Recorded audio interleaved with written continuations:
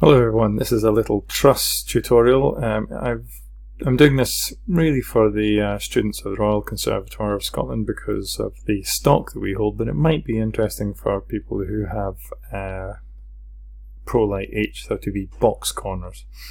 And by box corners I mean they are the corners which are essentially a flush cube, and then conical couplers are added to them in any configuration to allow you to build L pieces, T pieces, X's, anything you like really. Now I've just drawn this up just now just to show how different the size of the configured or the made up box corner is compared to the standard manufactured L piece there, or corner piece. I'm sure you could see fairly obviously that if we made up the truss using the standard pieces, the manufactured pieces, corners, that would very quickly be out of be inaccurate and may affect our hanging positions. So I'm going to get rid of this whole thing just now and then show you how to make this up. Just a quick click and delete. So we're going to use the insert truss tool, and in the truss symbol up here, wait for 1 second, truss symbol up here, I'm going to be choosing H30V horizontal. Now, these pieces here, the 200, 250, that's 2 meters, 2.5 meters, 3 meters, 3.5, etc.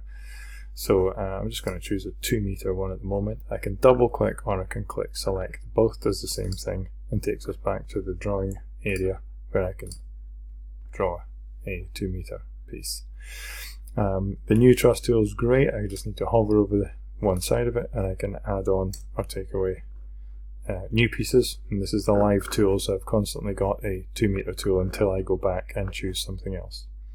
So I'm going to go back and choose something else, and I'm going to go to the H30V corners.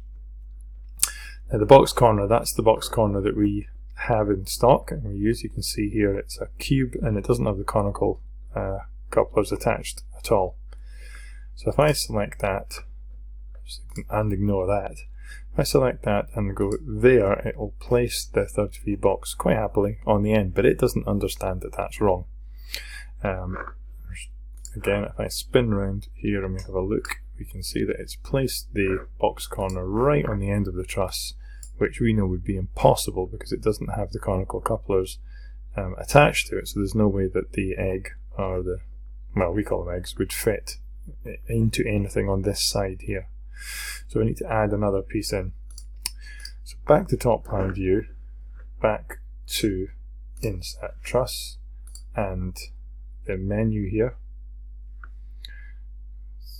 and what I'm looking for is this ATT side. Yeah, this is the kind of spacer.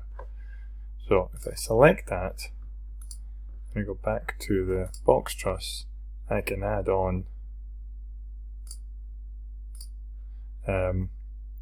the two sides to make up my L piece at the moment.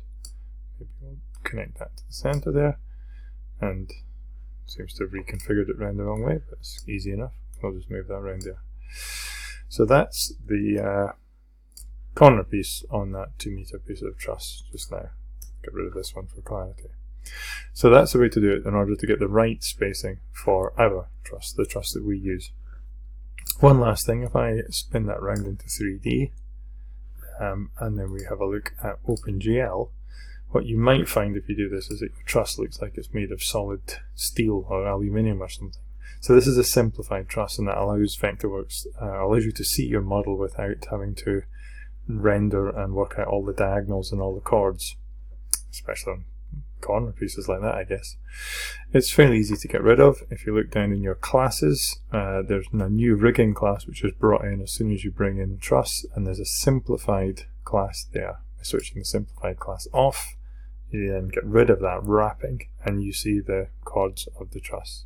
If you zoom in a little further, you can see the holes for the pins or the billets, and the egg would be inside that, and that would allow you to get your truss planned properly. Hope that was useful, and I'll do another one of these soon.